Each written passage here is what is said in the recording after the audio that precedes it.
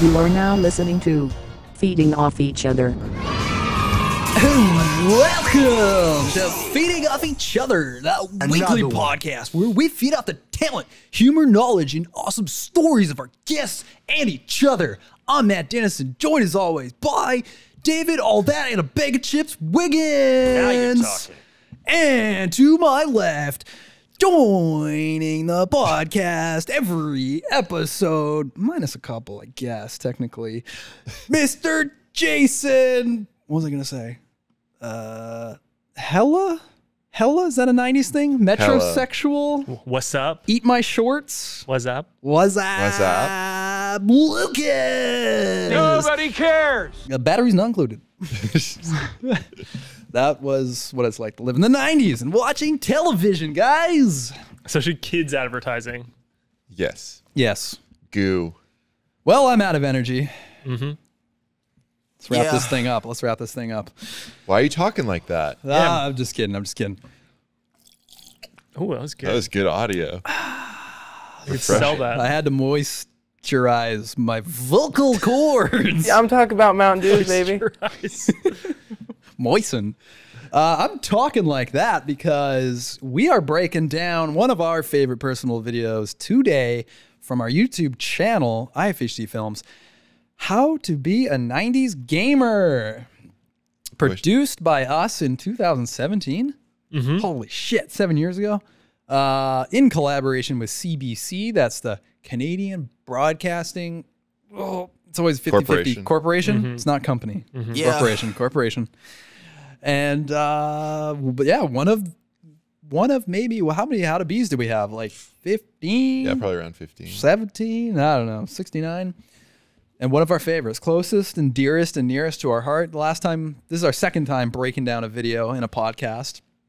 The first time we did it last month or a month or two ago was how to buy a mountain bike. Of course, hands down, our most highly acclaimed video, not our most highest viewed video, but everyone's favorite. So of course we had to break that down, but we wanted to go with our favorite this time. So we chose How to Be a 90s Gamer. Now, is this really our favorites? Because I asked you guys, what do you guys want to break down? And Dave, you pretty quickly said 90s Gamer. Mm-hmm. So explain, is this one of your faves and why?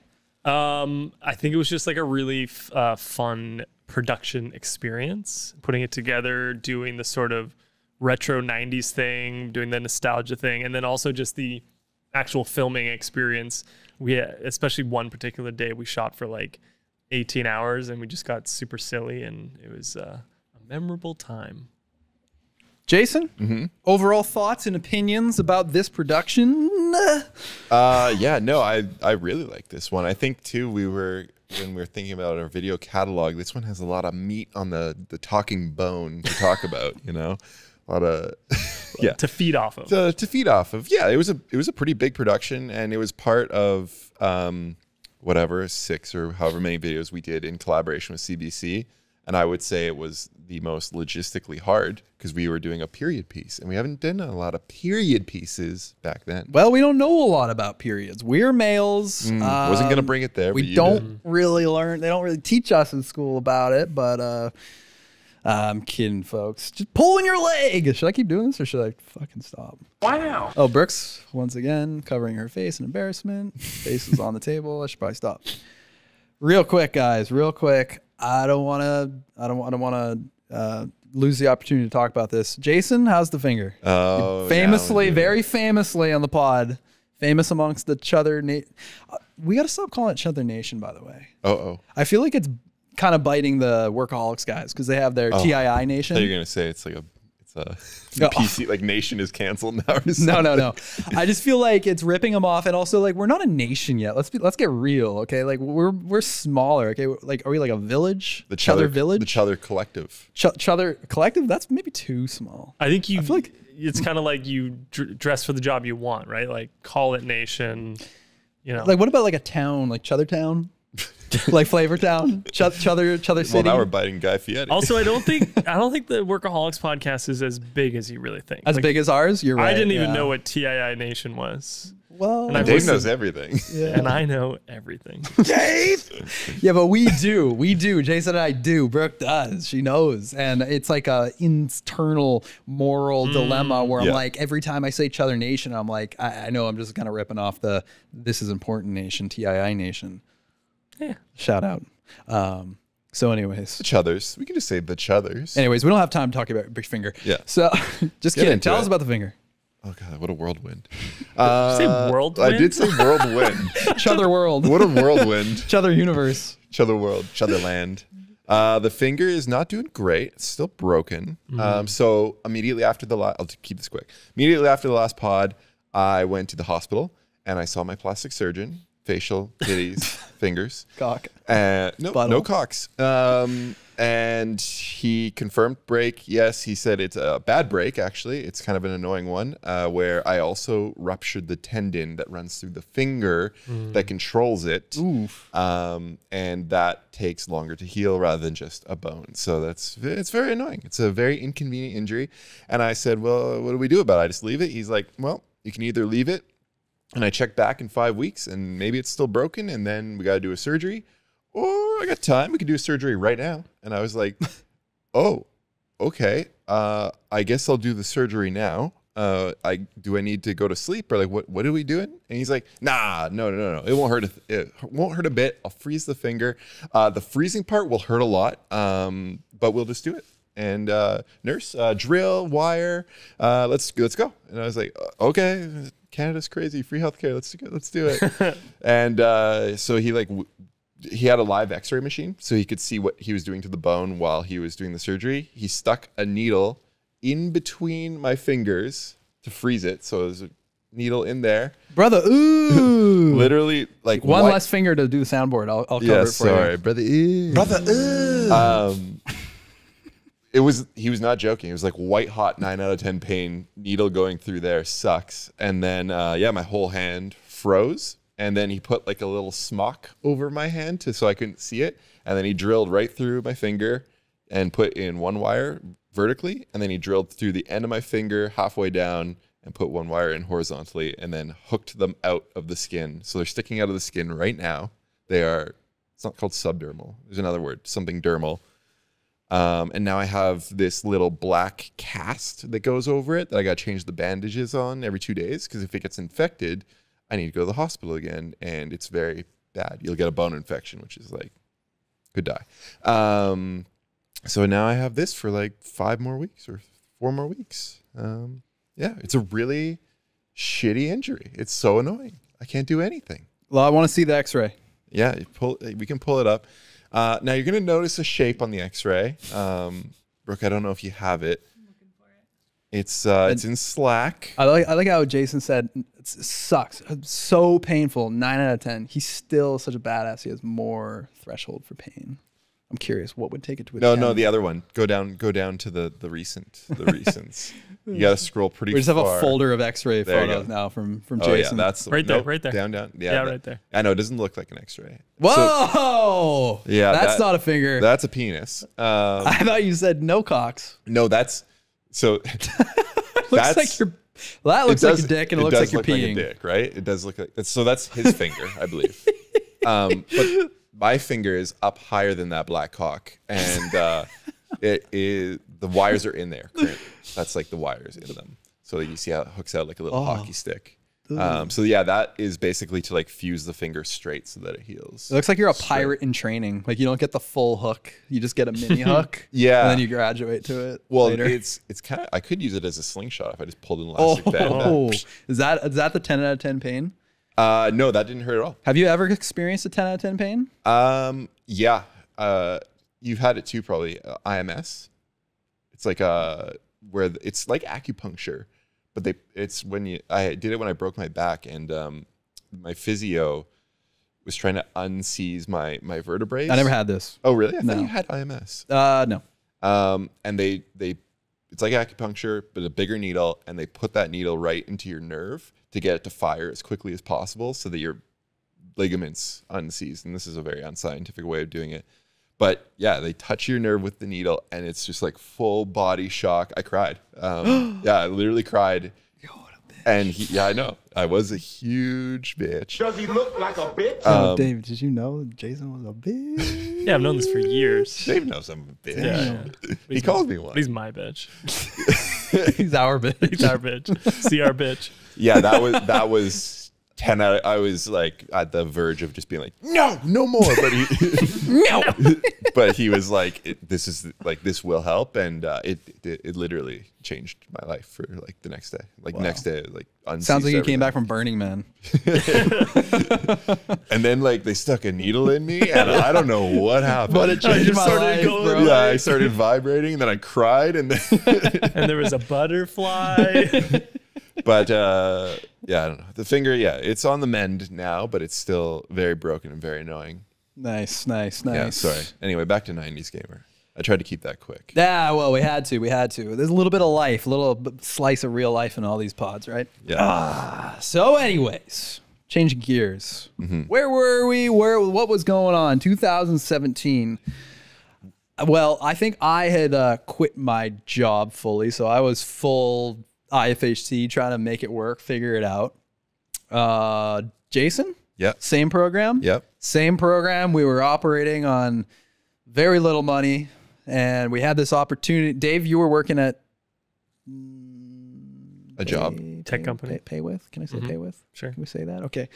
Is this still around? Okay. Yeah. So we were kind of half in. We've kind of fully committed, but still we're working Just with the tip. you, working with Mike Russell, friend of the pod. And we had this opportunity to work with CBC. Now at this point, we had already made a CBC video, right? Yeah, we made 3. We were partnered with CBC Music at Right. first, and we did how to be a DJ, how to be a classical musician, how to be a music producer, which segued into this deal. And the reason that came about, you guys know why that even came to fruition? The music one? Yeah. I can't remember.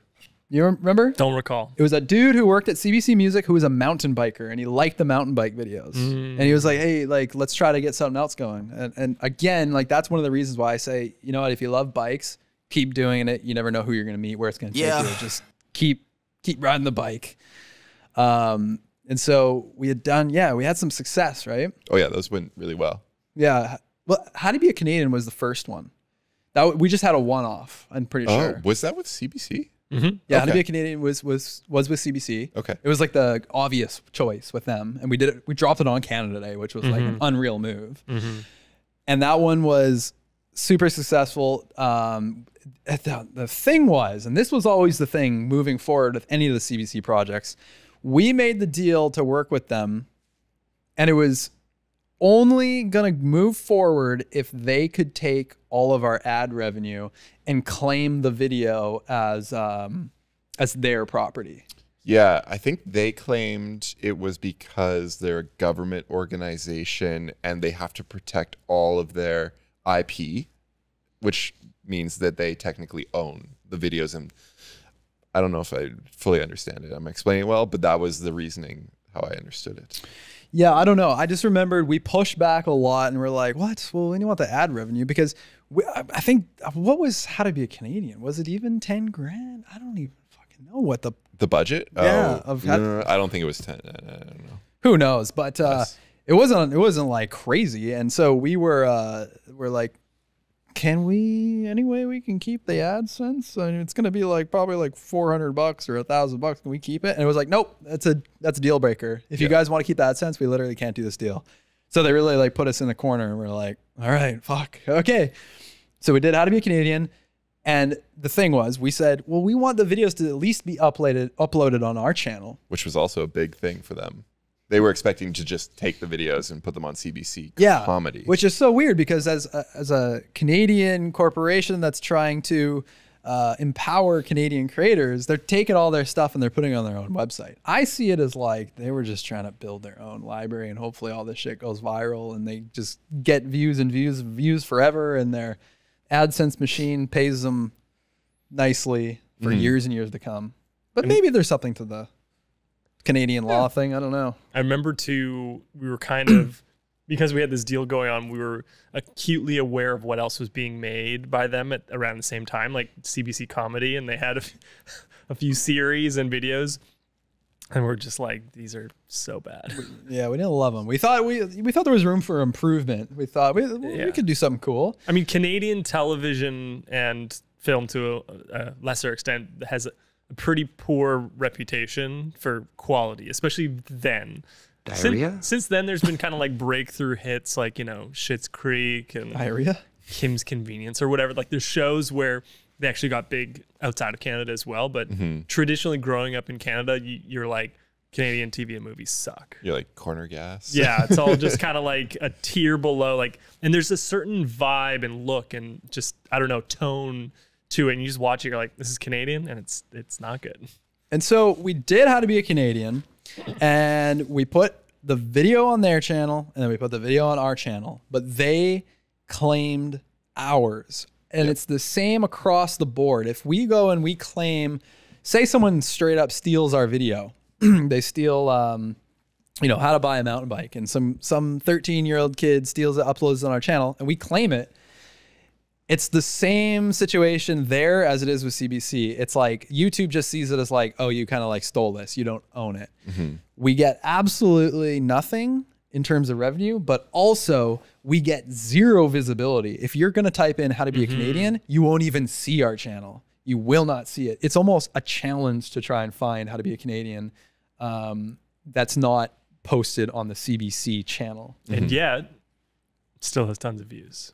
Theirs or ours? Ours still has tons of views, but theirs I think has, for How to Be a Canadian, has a little bit more. It has more. But I feel like they're really close. But that always drove us nuts. I mean, and I think we've pushed really hard with any company that we worked with since. We've said, don't put it on 5 different places. Don't even put it on 2 channels, because you're just diluting views. If you want that view count to look really high, just put it in one spot.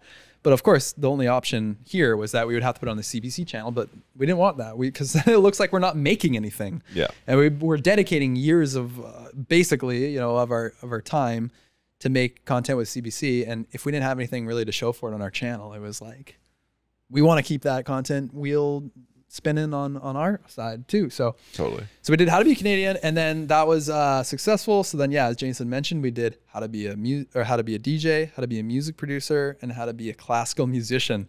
DJ was our idea. Yeah. Music producer was my well, I think DJ was our collective idea because it was like such a popular thing, like DJ EDM music. Music producer was my idea, I think, because I was spending a lot of time with Manila Gray and getting the back end of like what it is to be a music producer. And I was observing all the funny nuances and stuff. So I thought that's a good one. And I think music in general was becoming more accessible for people to just make themselves digitally. So I wanted to do that one. Classical musician was none of our ideas. That was Them. 100% the mountain bike dude. That was his idea. And he's like, oh, classical musician, you guys have no idea. It's huge. Like, and if you make this, like, it's going to be a big score in CBC. People are going to love it here. And so that was a stretch for us. It was a stretch for us. And we were like, all right, fine. It was a bit, we kind of rolled over and we're like, all right, fine. Also, in retrospect, imagine how much bigger it would be if it was like How to Be in a Band or something. How to be like a rock musician. Whatever. Yeah. Like, just like that whole world. Like, there's so much to it. Yeah. Like, the stereotypes about drummers and bass players and gigging and the van. Like we had to like really squeeze and look for the classical musician references. That's it. Still 1.3 million. No, it views. still did well. It still did well. And I still enjoyed doing it. People in the comments are like, this is so accurate. And that's because, like, I don't know if you guys joined me on this call, but I was on a call one time with CBC where 3 other like elderly dudes, I don't know if they were elderly, but they seem old. And I was just picking their brains like, okay, tell me everything that's funny about being a classical musician. I'm trying to like guide them. Like basically like boomer. The whole thing just stemmed from like us making fun of mountain biking. Right. And then it's like, okay, you can take these same ideas. Like, okay, so what's it like what does a classical musician like eat in the morning? What are they thinking about when they're in bed, like, and they can't get to sleep? Just like all these things. Like, if you're not a mountain biker, you're a classical musician, you're all obsessed and weirdly like nuanced, do these goofy, quirky things. And I'm just trying to get as much gold as I can out of them. So yeah, we did that. It was a success. And then I think that opened up yet another opportunity, like a third opportunity for us to write a bigger contract. And we said, well, let's do I think we were hungry for like stability at that time. We're like, we need something to like really sink our teeth in. So we said, let's do 6 videos. And I think we probably off the bat, we did pitch 6 ideas, but then those changed throughout. Or maybe we came up with 3 and we said 3 to be determined. I don't know. That sounds kind of right. We pitched quite a few videos. I think we pitched You- over 10. Yeah. Yeah. What do we start with for this series? Or the series of 6?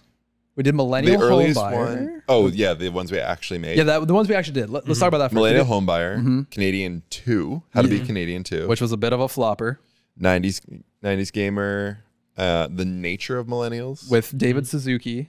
Narrating, yeah. yeah. And How to be a High Schooler, and My First Time Biking to Work. Yes. Which is the last one we did, I think. Yes. And yeah, I mean, we were pitching these throughout the year, like trying to come up with new ideas. And it was not always easy to get a yes. It definitely, we didn't have a lot of, in some ways, we did have freedom to make what we wanted. But I think a lot of the ideas that we were genuinely passionate about, and we're like, oh, that would be so funny, let's do that, they would shoot down. Like one example I remember was we wanted to do My Strange Addiction memes. And we wanted to do a fake documentary on a guy who is addicted to memes. That's almost like what's that? What are those Vancouver comedians called? It's like the same name, like it's like Lucas and Lucas or something. Chris and Chris something. Oh, didn't they have a CBC thing as well? Yes, and they did fake documentaries. Yeah. I know who you're talking And about. CBC shot the idea down, and they're like, no. And it's like, damn, like it's a struggle to keep throwing ideas out there, and I don't know, you lose a little bit of like enthusiasm. You guys want to know some other ideas they turned down? Please. Yeah. That the world could have had? Oh God. Rap battle, skier versus snowboarder. Oh, that one, we pitched that to 1 million people. It still would do well. Still Sure, it would would've be crushed. super fun. We also had another My Strange Addiction. It was Getting Stoked.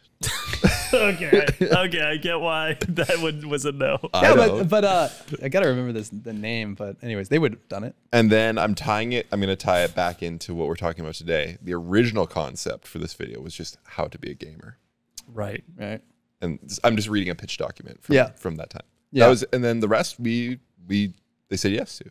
Real estate rap music video, Nature of Millennials, and How to be a High Schooler and How to be a Canadian too.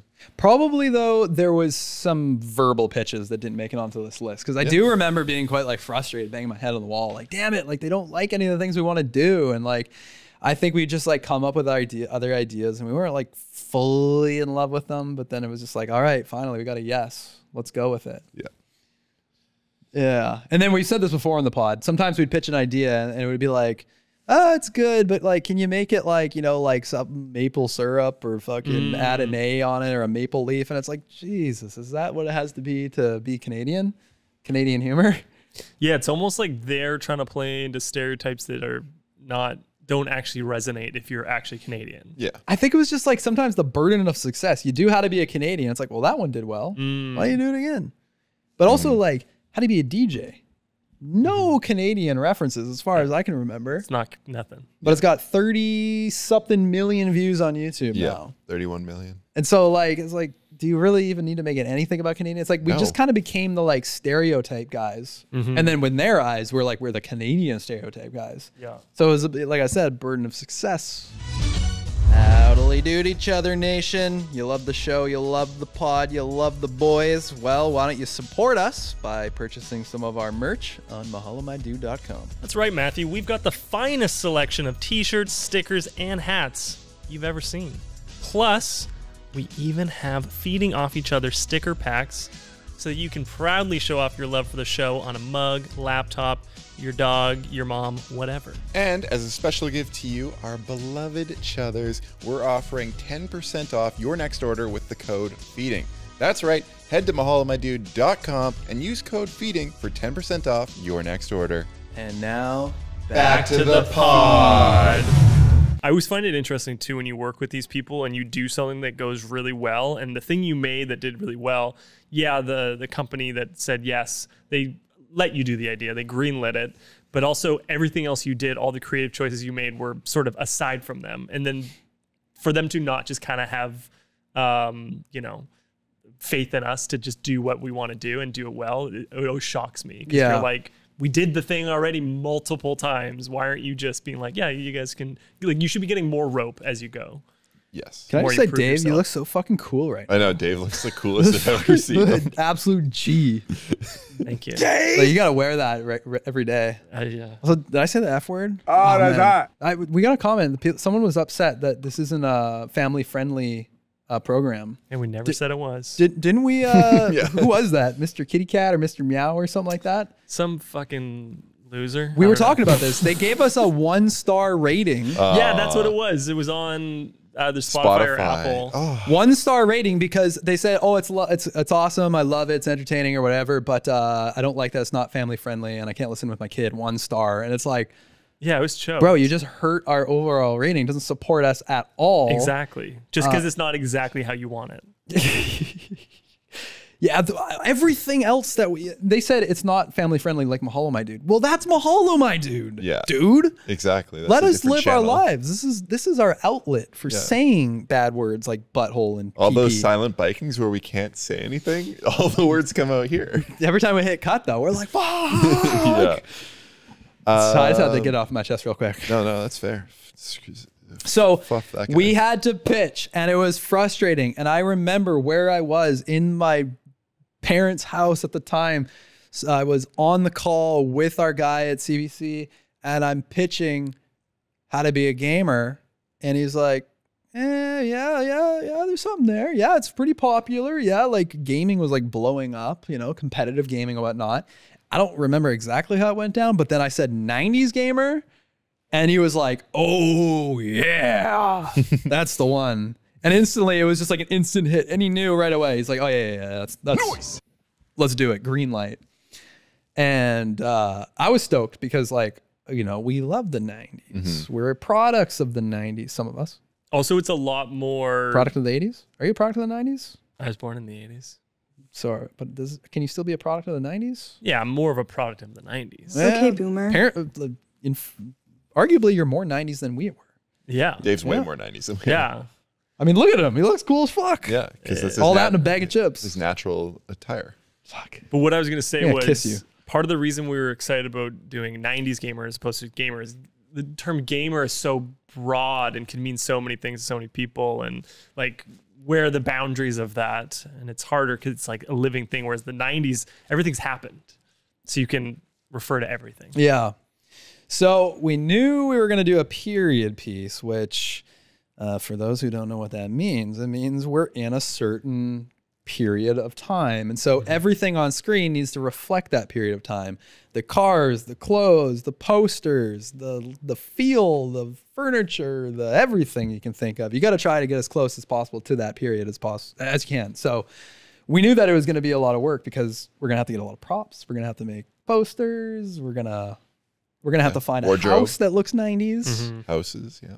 Yeah, wardrobe. So yeah, we went crazy. I remember the first thing that we did after the green light was we went on a shopping spree and we bought like $1,000 of game systems and props and things off Amazon and eBay. And at that point, like I had never spent $1,000 on anything at one time like that for a film. Well, keep in mind the budget was 10. Yeah, So but it was 10. 10% of your budget just immediately gone for props. Yeah, and budgeting was not good. It was not a strong suit at this point for sure. So Yeah, there they all are. Beautiful. So yeah, I'm ordering like, oh man, I guess we didn't look up the like eBay or the Amazon. We did. Oh, you did? I have it right here. Oh, well, let us know what was on that list. Well, we did all the consoles: N64, Super Nintendo, Sega Genesis, PlayStation, Game Boys, and then we did all the accessories. Had to find power But gloves. also the Super gloves. N64. I had to buy it with the box because Yeah. we knew Jason was gonna. We wrote a scene where Jason was gonna open up a brand new N64, so we had to pay the premium to get the like collector's box. So it wasn't just like buying like a cheap, abused we actually, like system. according to this, the N64 was Dave's. He let us borrow it, and we literally just bought the box. I remember that now. Yep. Yeah. Makes sense. Because I was going to say, I'm surprised you bought an N64 because I feel like so many people have it. That's true. That's true. Yeah. Yeah. I borrowed a Sega from a friend. We did a lot Yeah. of like posting on the internet. Does anybody have this system and whatnot? yeah. We that did one have a lot of was trinkets. Too tough to find, I guess. Yeah, then a lot of accessories. We bought specific games like Mortal Kombat and Tomb Raider and NHL 96 and Mario Party. We didn't even, did we even do a Mortal Kombat thing? No. I think we were stupid and we did this propless before we even wrote fully everything. Right. Really? I think so. Because no, we wrote it first. There are steps associated with these things. Yeah, I feel like we would have wrote it. It might have been just something got cut. Maybe there were certain things that we would have bought, but then beyond like the systems themselves, we had all these weird accessories that we had to buy. We had to buy like a super scope for the Super Nintendo. We had to buy a power glove. We had to. There was no way around it. Yeah. The RCMP held a gun to our head and they're like, you better get that super scope, eh? And then you're like, wait, that's just another super scope. Can we borrow that? Poured it out of my head. But the power glove. So, yeah, I mean, any of this shit, though, you can find on eBay. It's just a matter of how much money you're willing to spend. Of course. And actually, a little tidbit about this power glove. After the production, I put it back on eBay to sell. And a guy in movies, he was like, oh, hey, I want to buy this from you. And I had it up for like, who knows, $100, $200. He paid up front the money, never picked it up. Sick. Never picked it up, never contacted me again. But it was like legit movie stuff, I think. nice. Big movie guys, you know. Fun fact about the Power Glove is it was a key prop in a movie in the 90s called The Wizard, which was about a little kid that like was basically nonverbal, but he was a savant at playing Super Nintendo. And the whole movie basically functioned as an ad for Nintendo and for Mario Brothers 3. It's actually normal Nintendo, not Super Nintendo, sorry. So, fun fact. Jesus, found a knowledge. People don't forget. I suggested we look at fun facts. Did you do that? Is that how you knew? No, I just know that. I hope you have more fun facts. I've got lots of... We used to do the fun fact of the Dave. Yeah, then I felt like it felt a bit obligatory. I didn't know if anyone liked it. We actually never called it the fun fact of the Dave. No, we should have called it that. I know someone that has a whole brand that's just Dave puns. So it's like, did you have a nice Dave? And like, it's just for people named David, I guess. Dave! That's amazing. So we went crazy buying all those systems. Jason ended up going to a place called, what is it, Geek something? There's Free Geeks, and then there's also the Hackery in Vancouver. Yeah. I don't know if they still exist, but Hackery does. The Hackery does. Their specialty is like renting out these things, like old PCs, old video game systems to movies and TV shows, and they keep them like looking pristine and nice. And like the yellowing on all of these old plastic systems, that's how they keep it pristine. They don't let these things yellow. They don't let them contact sunlight. So they're... And I believe they all still work.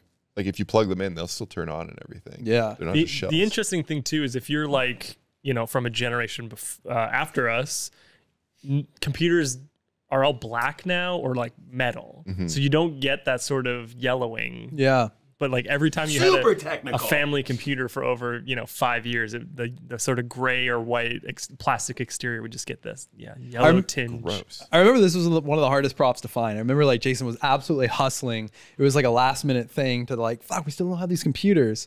And I just remember you like driving all over and then the celebration of when you finally had the computers. And it was like $50 for all that computer stuff. Yeah. It's pretty good. Pretty but good. I mean, you might think like, why don't you just like, there's got to be places you can find old computers. Why don't you go to like a recycling depot or something? Or like Craigslist or something. Yeah, or Craigslist. Nah, not really. You can find old TVs. Not that we can find, yeah. But not computers. People are just taking those straight to the dump, and you can't take anything from the dump. Which I've fantasized about stealing stuff from the recycling depot.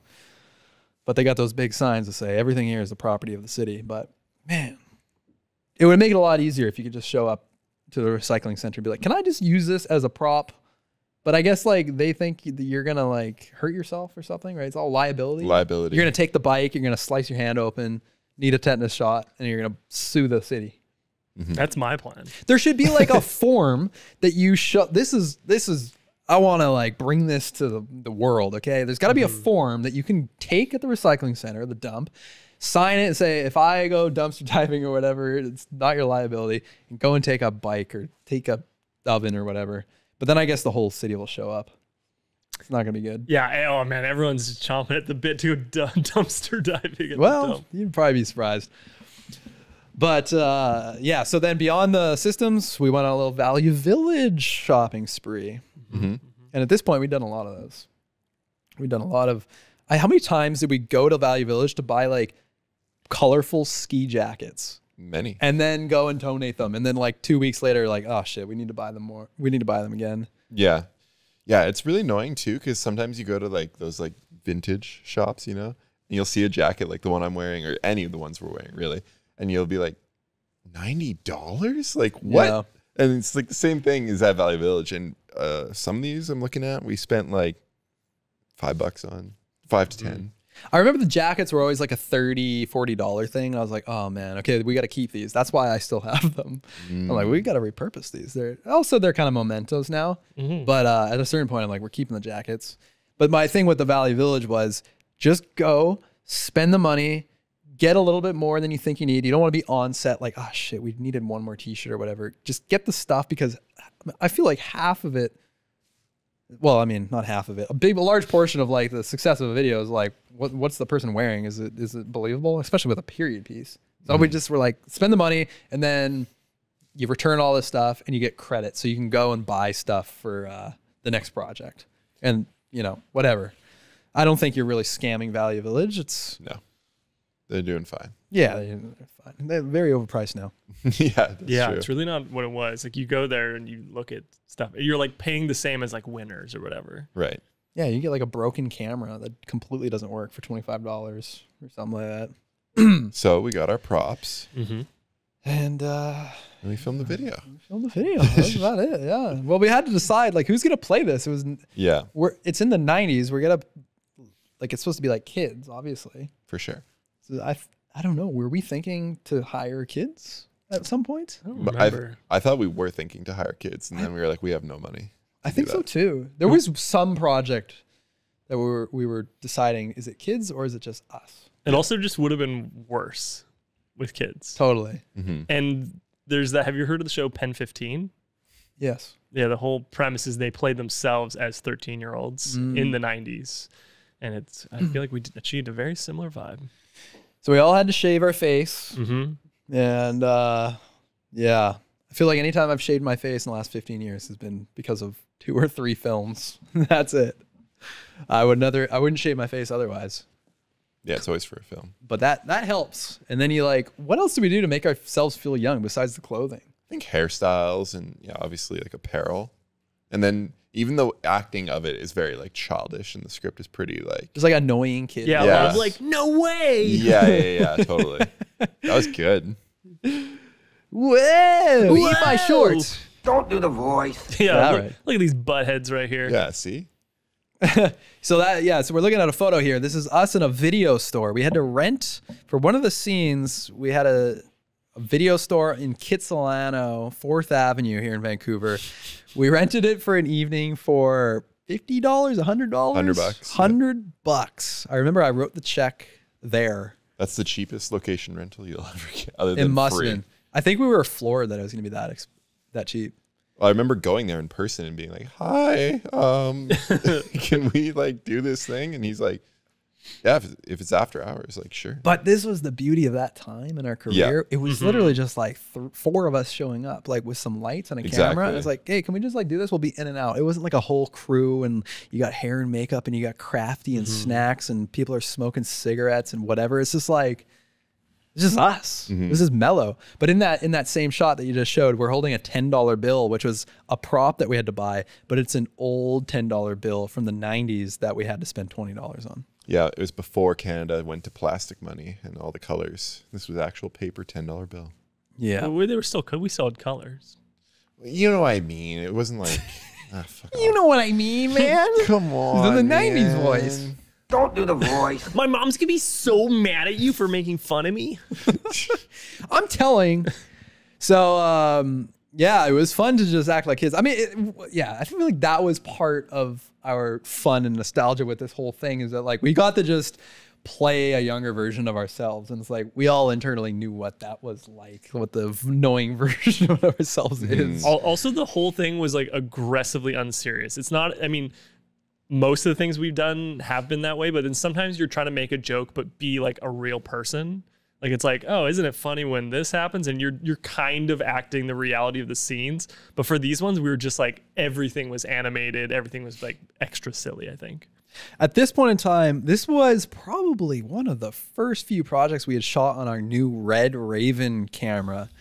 So it was like cinema camera that actually it was because of CBC that I'm like, fuck it. We're using this money to buy a Red and some cinema lenses. It was that, though, I don't know, maybe, was it the DJ project that maybe? I don't know.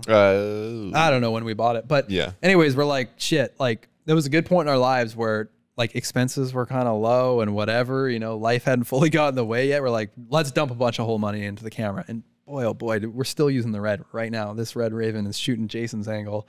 And the lenses, there's still the Zine we're using right there to shoot my angle and Dave's angle.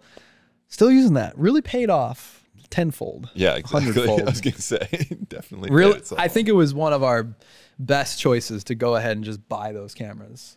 Like a lot of people, they can't cross the line of like, do I just get the crazy camera or not? And some settle on like the cheaper, like adjacent camera, you know, that's like the Canon DSLR or something. But it's just, there's something about these like high-end cameras that just, I never Chef's understood kiss. that. Like this is the easiest purchase to justify because you're going to use it to make so much more money. Whereas sometimes you're like, oh, should I like...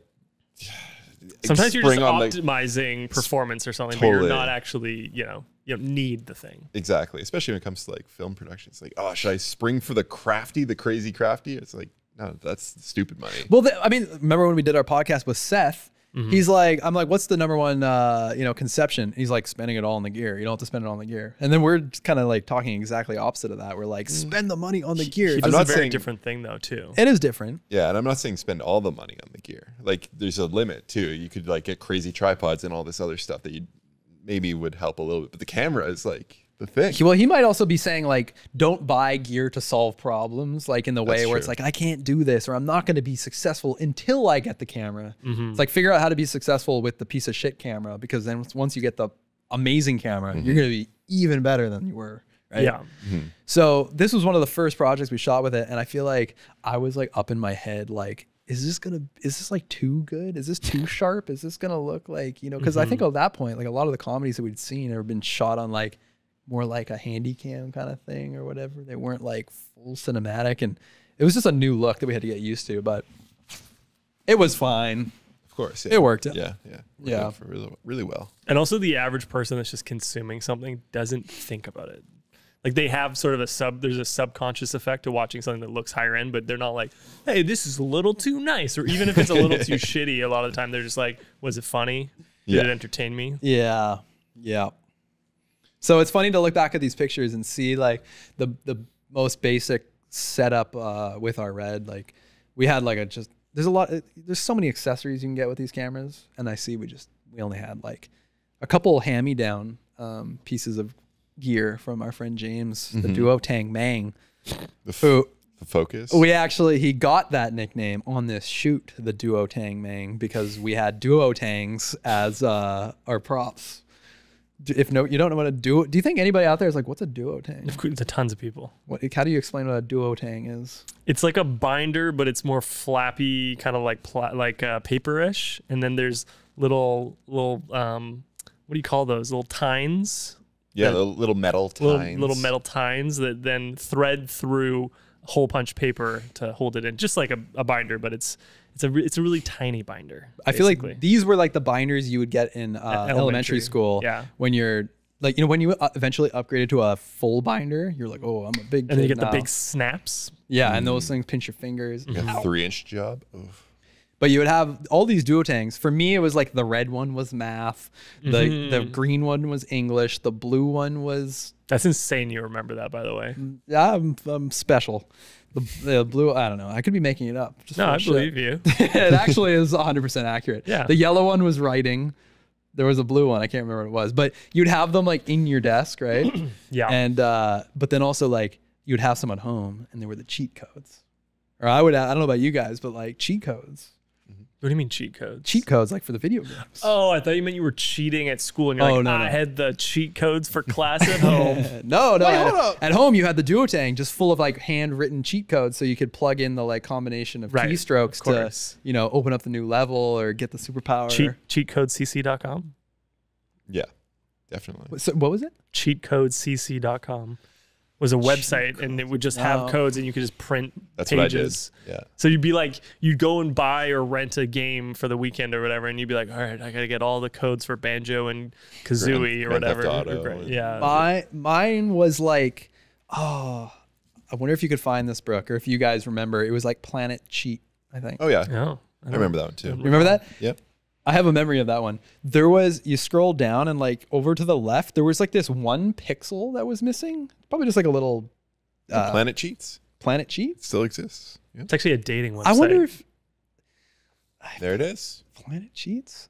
It's probably a different owner name or something. Anyways, there was one little pixel, and I think my brother or someone convinced me that it was like a camera. Like that's how people spy on you. That's what hacking was. And so I'd always look at that one pixel like, oh fuck, like I better be quick. That's awesome. Yeah. Cheat Oh, Code man. CC was way sicker than this. I just have to say. What's that other one where like people would make the ASCII designs? You know what I'm talking about? Mhm. GameFAQ. Oh yeah, GameFAQ is good. That's still a thing. Yeah. Man, shout out to the people who write entire cheat codes, or like game guides. Insane. So, anyways, where were we? The Red, Duotangs, elementary school. Basic setups. Yeah. We really locked in the Duotang Mang nickname though during a game of Jackbox. Yeah. Oh, Because we all had, you punch in your nicknames, and he was somehow we were like, it was around that time we were like the Duotang Mang, and he loved it oh, too. he loves You it. could tell he loved the nickname. He loves friendship.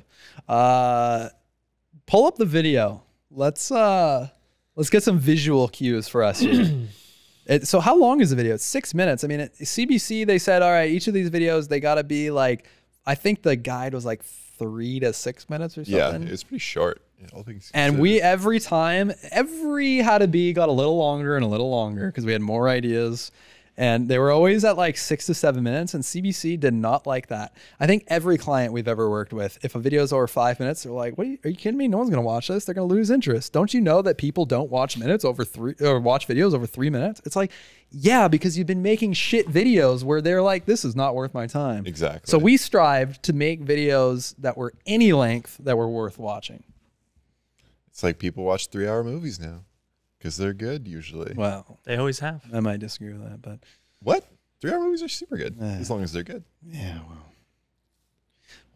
Many of the highest grossing movies of all time are like 2.5 hours and over. Exactly. That's why I haven't seen any of them. Avatar, Titanic, Lord of the Rings, etc. People want Lord of the Rings to be longer. That's why they did an extended version. They did. All right. Well, so what's one of your guys' favorite scenes From Lord of the Rings? from fucking How to Be a '90s Gamer? No, Go on, Dave. Favorite scene. We want to watch one? no, we don't want to watch it. We just, Oh, just well, we were talking about it before, but the scene where the game freezes, and then you guys. what step panic. is this? What step? It's one of them. It's this one right here. It's Step 3. step 3. So you guys are playing. Step 3. Learn how to fix any problem. Oh, I couldn't tell if I was watching the video or not. It's you guys playing NHL 96. I'm gonna be honest. I tripped myself out when I did that. Yeah? Yeah. You're like experiencing and watching at the same time.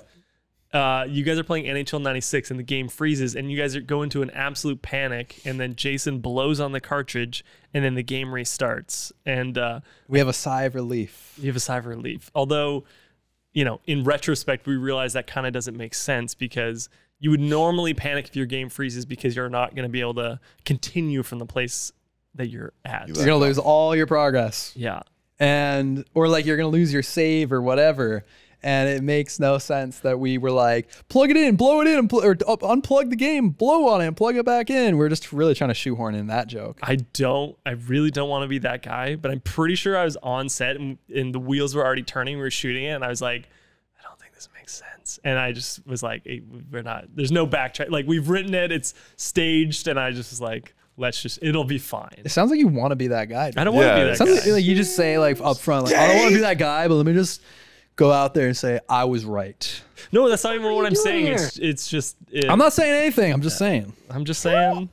Anyways, did we even get comments about that? I have no idea. But I don't remember that. but it was specifically. I think it was a necessary step in some way to have blowing on the cartridge. That Really? would have been a real missing point if we didn't have blowing on a cartridge. Totally. The only like bits we were trying to achieve was blowing the cartridge, and for me, maybe it was more of a me thing, was going behind your CRT TV and just seeing a mess of chords, and you're like, oh fuck, what do I even do here? And you got to organize the chords, and then also like a little Easter egg was there was a Nerf bullet like stuck in the tangle of chords. I think also to, you know, sort of justify the way the scene was designed is if like usually the problem was you try to start a game and then it won't start and then you're blowing on it. But from like a visual and like a short sketch comedy perspective, it's better if you see the visual of the game already being played.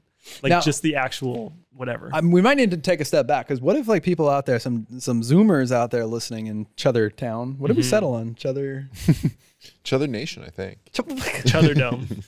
Chother Dome? Chother Dome. The Chother Dome. Chother's out there, let us know. What's the best name for Chother Chother Country. Chother Country? Out there in Chother Country. Chother Metropolis. You used to have to blow on the cartridges for some reason. If you turned on the console and nothing happened, you like, okay, when a TV's off, it's pure black. You can tell if it's off. If a TV is on, but the video game's not working, it's like a slightly like gray black. You can kind of tell it's not off, but There's some light being emitted. so you would know if you turn on the system and it doesn't do anything after 3 seconds, you're like, oh shit, there's like an error. So you would take out the cartridge and from the bottom to the top of the cartridge on the chip, you would blow on blow on that thing and you would plug it back in, and for some reason, there's probably some science behind this now. Someone's gonna look this up. Do you want to know? It would work. But sometimes you would have to unplug it and you have to blow it on again. And sometimes you would just have to do it in a methodical way where it's like, no, give it to me. And you'd blow it in a slightly different way. It was just weird. It's But like it always worked. it's like opening a jar of pickles or something. Like everyone wants to take their turn. Yeah. But I remember hearing too that's like, oh no, it's a myth. Like the blowing doesn't actually work. Like there's schools of thought where you know you would get in these debates with people. Can I guess? Can I guess what it is? I'm going to guess you're blowing off dust that's interrupting electrical signals. That's what I thought. There's multiple ways. It can sometimes just having a hard reset of the system does it, and it's not the blowing at all. Sometimes it's blowing off the dust. Sometimes it's the water molecules from your spit landing on the metal and creating a stronger connection with the conductors inside the system. However, this corrodes the metal quicker and actually ruins the cart quicker. Damn. So you really shouldn't do that. You should actually get like one of those camera blowers and use that. You know what it's akin to is the shaking of the Polaroid picture. Yes, exactly. You guys know, like, you guys all played Pokemon on a Game Boy. Oh, right? maybe once or 10,000 times. Suppose I could poke What was your something. favorite Pokemon? I'm going to go red, Oh, version? followed by silver. version? Yeah, I thought you were talking No, about fucking the Pokemon. gender. Well, there's What? at What's least your- 150. Mine was Pokemon Red and Pokemon Silver. Oh, What was your Pokemon Yellow. favorite? Oh, I never played that one. That was where Pikachu followed you Yeah. around. It's dope. I don't remember. Dave's a product of the 80s. I just died. No, silent. I had. Yeah, might- okay. I I might have had had- no friends. I might have had red. Like I definitely had one, but it wasn't like I was a closet Pokemon fan because I had older sisters, and so I never wanted to seem like a dork. And Pokemon kind of came out when I was whatever 9 or 10. I was kind of entering an age in which I was like, oh, I'm not into baby stuff. So Yeah. Brooke, did you play Pokemon? No. Damn. You guys are all breaking my hearts. Anyways, did you guys know, like, you put in the Pokemon cartridge, or any game for that matter, and years down the road later, it would still work, right? You still have your old files. Oh, cool, there's me. That's my old, Zelda. Like, oh yeah, I named him Butthole. Oh yeah, I had like 5 hearts and whatever. You know, those Game Boys, they did have a lifespan. There was a little battery in the game itself. And I have some old like Pokemons and stuff that I like fully hacked, completed 120%. And I think I see it every now and then because like maybe we bring it out for props or something like that. And I'm like, wonder if I still have all the data on there. But my Game Boy original has gone missing. Dios mío. That was one of my favorite family heirlooms I had kept, but we must have on some shoot had it, and then I don't know, man. That sucks. But it was the gray big gray thick boy. one. Oh, so sick. You guys want to hear a story that'll eat up some airtime?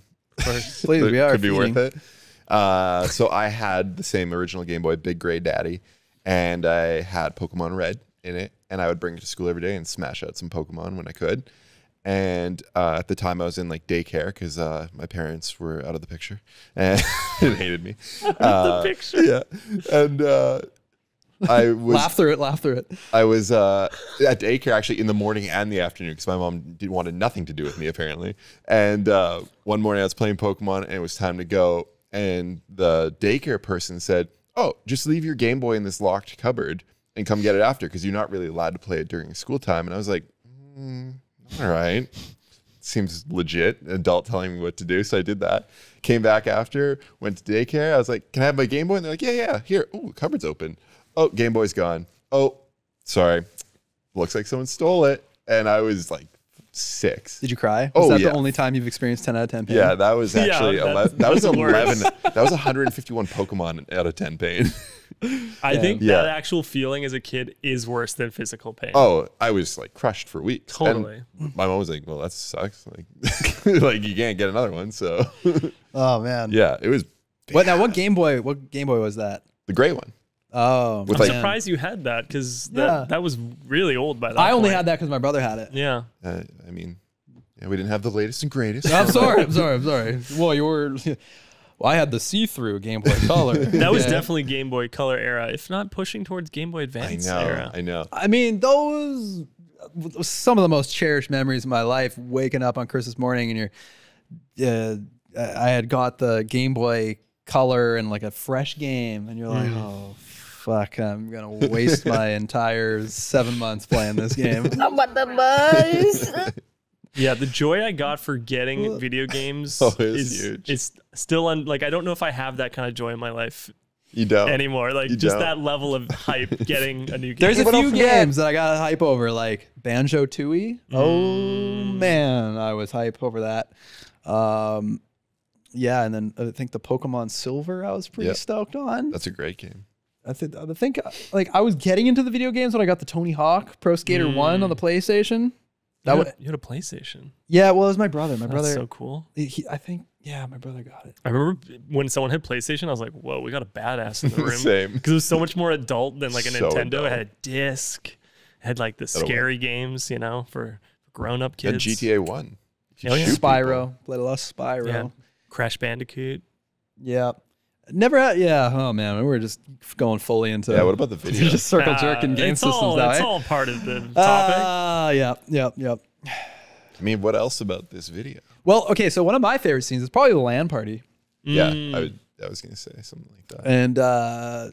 And feel free in the future to fake what your favorite scenes are, just for the I will. experiment of keeping things going. But definitely, hands down, LAN scene was my favorite. And so this was like something that I never really experienced. Actually, I was a little too young for this. Now I did do LAN parties of my own, but that was at like the arcade where you go, Rush Arcade. Yep. On 3 Road, you go and you pay $5 and then you can go on the computer all day long. Yeah. And there's like, it's just, what do you call those now? Gaming arcades or internet cafes? Internet cafes. That's it. And you're playing a game. What's LAN stand for the freaking boomers out there? Huh? Local area network. Yeah. So basically, the computers are all connected literally by a cable to each other. So it So you allowed, have- No lag, no latency within your gaming. well, it allowed because online gaming was not really even a thing at that point. So it allowed Mm-hmm. you to all play a game on a PC together, but separately on your own screen. Yeah. Yeah. And so, it was a little bit beyond before my time. Dave, did you? I never did a LAN. I mean, you had to be. I feel like you had to be kind of an older kid to like have Yeah. the computer and the permission and the confidence to take it to your friend's place. I think Oh, this was yeah. like a late teenage thing. It took a bit of tech savvy where you're like, you got special cords, you got to I remember you would get a PC game and there'd be like in the menu, you'd be like, "Oh, LAN" or whatever. Yeah. And I remember always just being Never- like, "I don't even fucking understand what that means." Yeah, like, me too. it'd be like it might as well have been Japanese, you know? Me too. Yeah, I think this is probably most experienced by people who were born in like the late 70s and like early 80s or something. Who Gen Xers. Gen Xers, perhaps, yeah. But I mean, if you just type in 90s LAN parties, oh boy, you'll find some fun pictures of absolute geeks, just neck beards, just neck deep So in sweaty. Cheetos, just playing their favorite game, all on their local area network. Or you might find this picture. Yeah. Oh, yes. So we wanted to poke fun at that. So we got, oh my God, 4 separate monitors, dude. Oh my God, this is a full truckload of computers. that and we got. towers. And towers. And how much was it? $50? I think it was around 50 for all of it, yeah. That's amazing. Good. Look at all that. That looks close to what we had. Yeah. We're looking at a LAN party here. yeah. They're playing Counter-Strike in there. So that must be 2000. Oh, no, that's Half-Life. A lot of chin beards. Oh, man. But they Half-Life. listen to like Limp Bizkit. Oh, for sure. They were rolling. So we had to do the LAN party, and we needed a 90s house to do a lot of scenes. We couldn't just shut like the house that I was living with my parents. It was a little too modern. It was not going to work, and that was challenging. Jason, in your apartment at the time, maybe that wasn't really going to work either. We didn't have enough rooms. It didn't give like big house like going over to your friends for a sleepover vibes. It was just not enough rooms, not enough options. Dave, I don't know. You never offered your place. What the hell? Never I would have offered been your in parents' a- place. Yeah, I would have been in a small apartment at this point, but my parents' house also doesn't look like this. Yeah, but Brooke, she had a house, nice big old home in Surrey, that the basement had never been like touched since the 90s, I'm guessing, and it was perfect. It had like, you know, I don't think your parents listen. It had the ugly mantle, you know, the shale mantle. It had Shale. I don't know what that is. Like, Yeah, I know what you're talking about. Like stonework kind of. yeah, Yeah. it's kind of like a shale in a way, but I couldn't even whatever, visualize. man. I don't. There's a picture of it in the chat. Yeah, there's a picture with you. It's posed in front of the mantle. It has this living room had family photos. It had the white carpet, and just that like kind of like dim, dark but still cozy feeling. You know, maybe a little bit of that smell from the 90s. A little bit dank. A little bit of must or something, and it was just absolutely perfect. And not only was this a living room, there was a bedroom for us. And in this shot where we decided to do the LAN setup, right behind it, there was an indoor hot tub that Brooke used to have in her lower living room. Is that gross? The indoor hot I tub? think it's not good. Yeah, that's, Oh my God, that's look at the Jason. mantle. Oh, yeah. There's the shale. There's the shale. That carpet too is so like.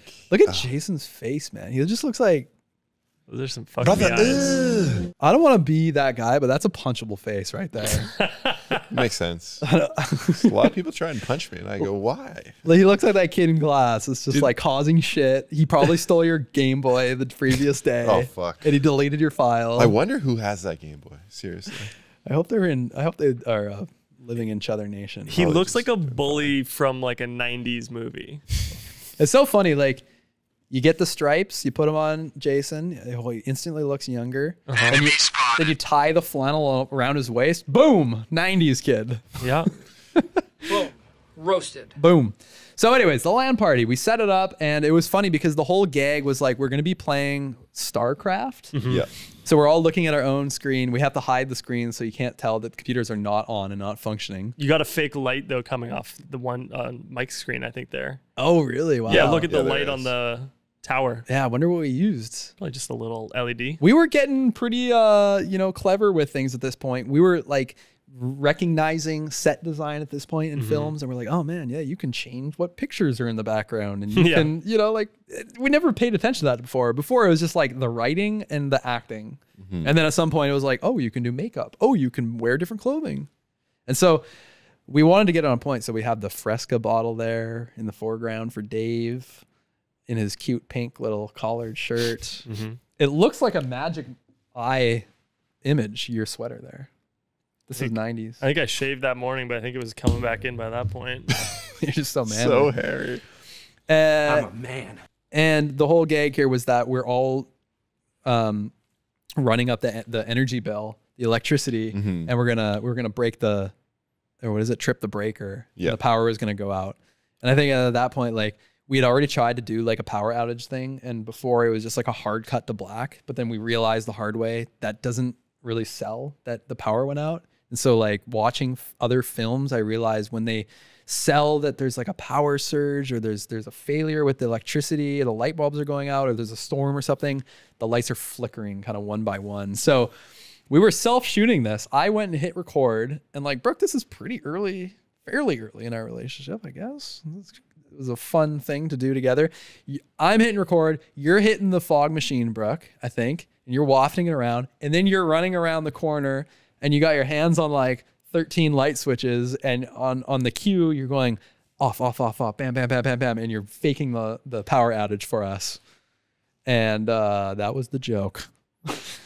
I don't even think I remembered when we rewatched this the other day that it was a power outage because we had too much power going. I just thought it was random. I think I forgot the joke. Oh, I see. Yeah, I think I don't know. That came out of my mouth. I wasn't even sure. No, you're Sorry, right. Jason. That totally was the joke. 'Cause Was we it? had all these computers plugged in, and we overpowered. Like, look at all the little details though. We got like Skittles on the ground. We got or not on the ground, on the table, and then we have like albums, like CDs, like jewel cases. Or We've got a whatever. bowl of Cheetos there. It looks like Britney Spears or something. We went Dave's off. drinking Fresca. So in the scene previous to this, we arrive to the house. Pizza Pop.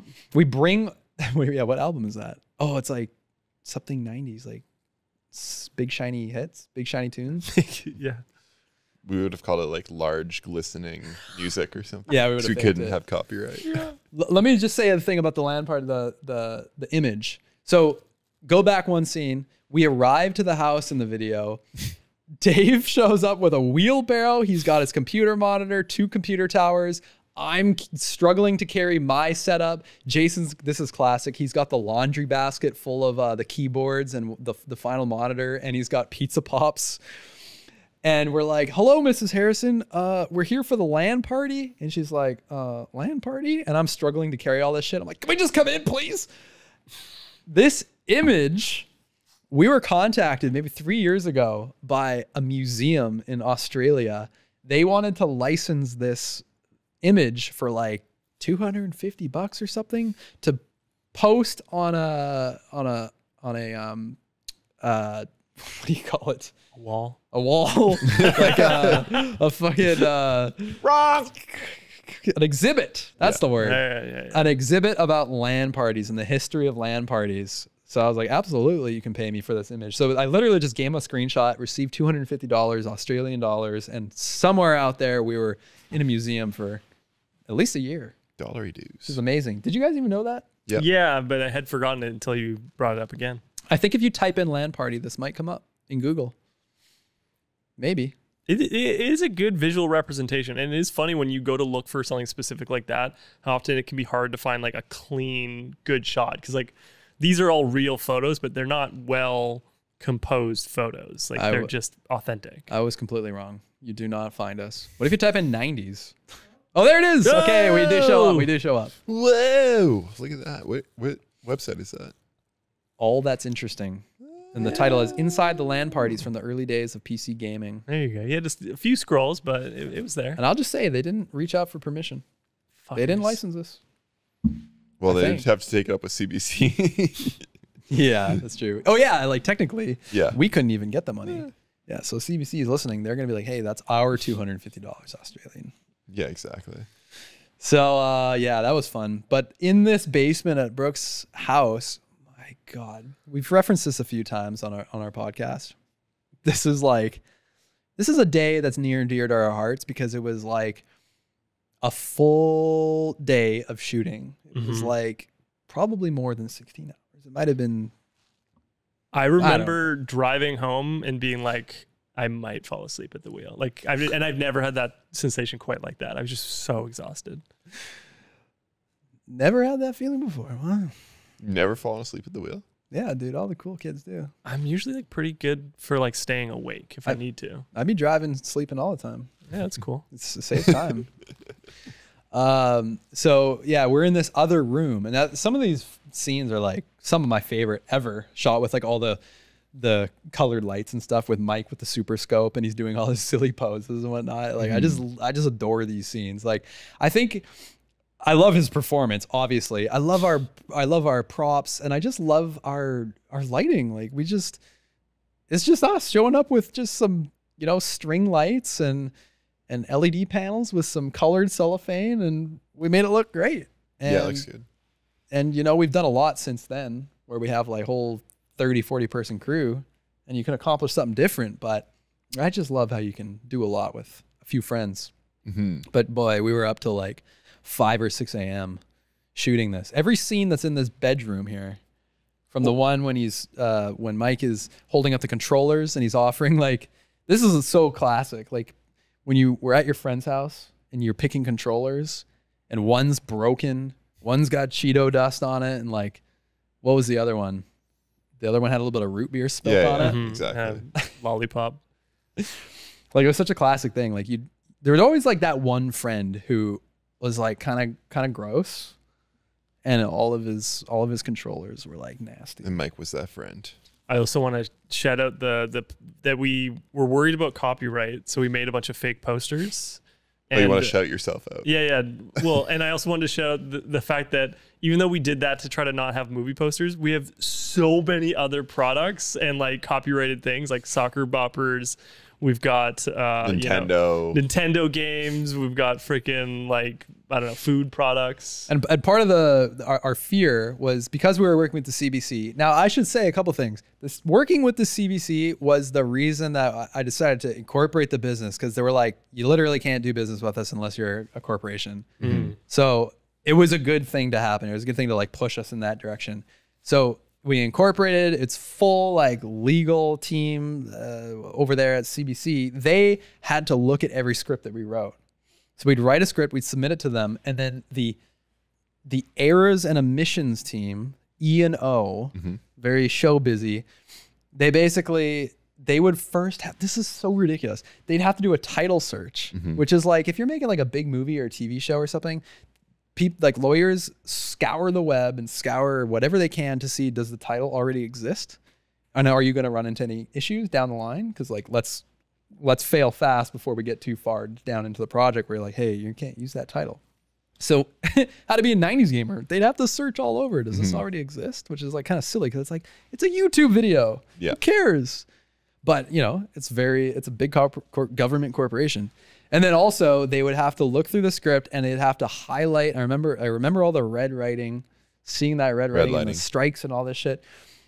Anything that could be a legal issue, like this is a person, you can't mention them. Here's a brand. Are you showing the video game? Are you showing the screen? Like they'd ask all these questions. So we're like, oh man, how are we ever going to do this film and not show a video game, not show a Pokemon card, not show a Dunkaroo, not show a Power Glove, not show the face of an N64 game and a movie poster? So we showed everything else except for movie posters. Yeah. So we had, instead of Space Jam, Star Dunk. Instead of Saved by the Bell, but also instead of Michael Jordan, it's what? Marcus Johnson. Instead of Bugs Bunny, it's Bill Bull, which is really close to Bill Burr. And then we did, instead of Home Alone, House Solo. Instead of Saved by the Bell, it was Rescued by the Alarm.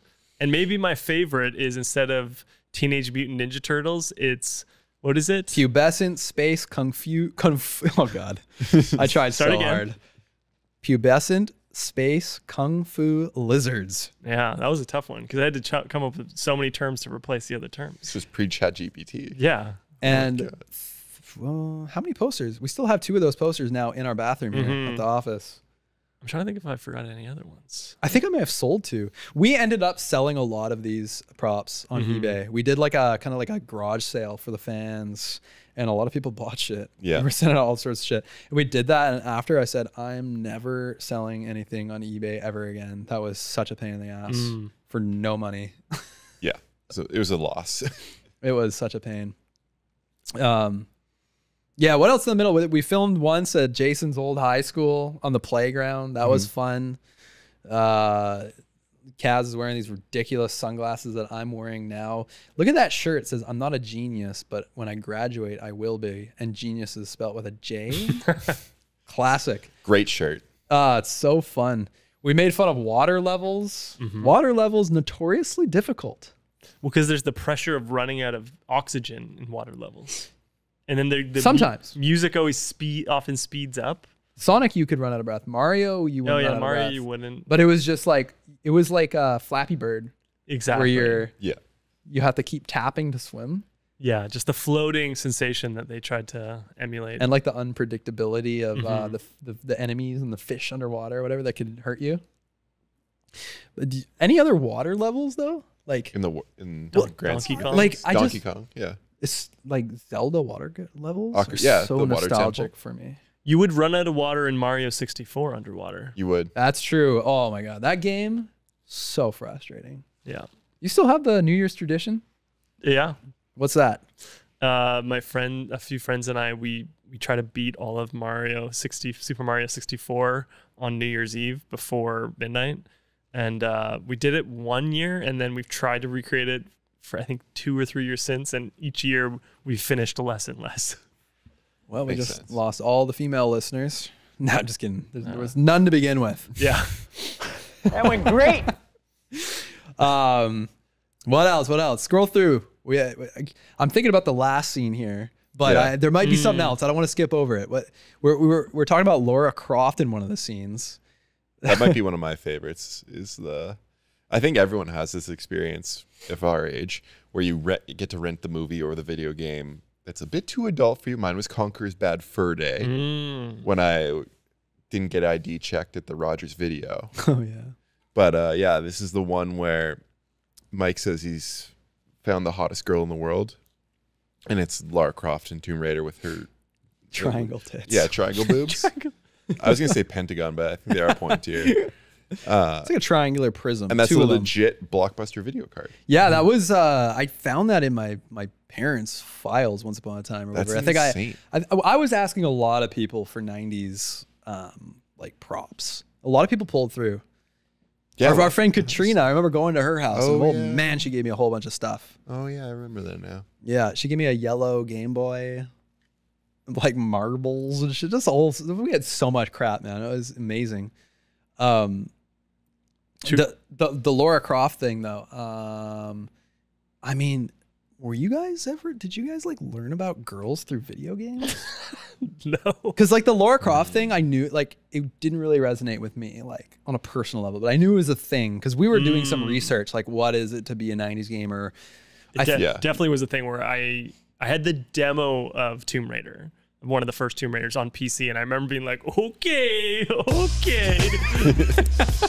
Like she's got boobs. Like, and I think part of the story of Lara Croft is that like someone was messing with the dimensions, right? And they like boosted her boobs like to a comical level, like haha, and then some people were like, no, but seriously, like it was supposed to be like a bit. It was supposed to be like a joke among the developers that were making the game, and then they're like, yo, but actually, like let's do this. Let's do it. it's probably such a good marketing move. Yeah, I think it was. Well, I remember again, like I was too young. I wasn't allowed to have the like mature games or anything.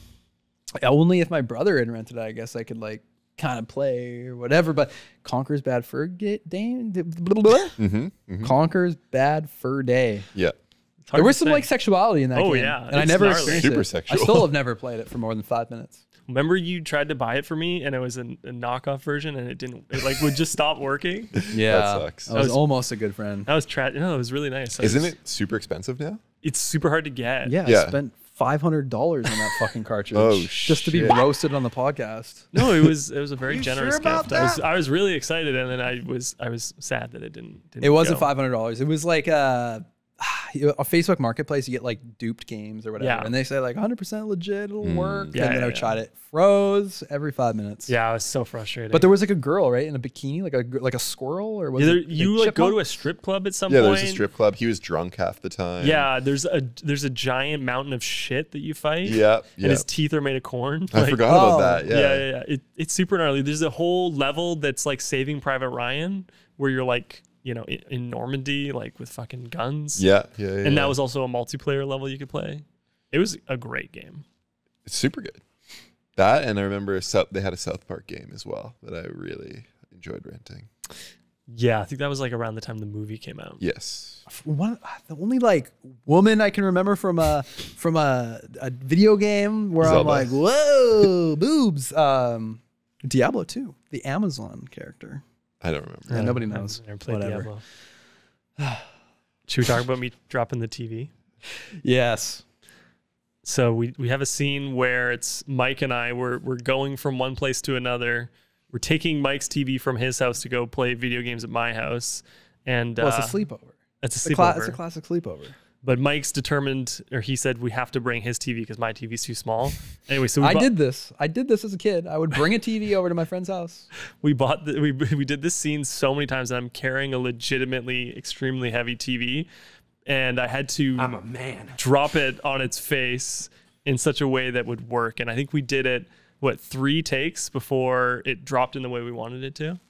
Yeah, well, I was hand pulling the focus, and I remember asking you guys like 10 times in a row, like, fuck, do it again, do it again, do it again. We were just practicing the walk. I even remember we couldn't exactly decide where to shoot this. This is just outside Brooke's house.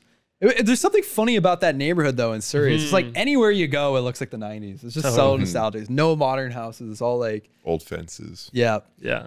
It just looks like perfect for the time. Honestly, that drop and roll could not have gone better. It was It's perfect. in that moment, the way it rolled, it's just like it takes a little bit too long to Yeah. settle. It just goes. Well, and it looks like it's not going to make it back, and it has just enough momentum. Yeah. And the actual like plastic housing of the TV kind of comes unhinged as well.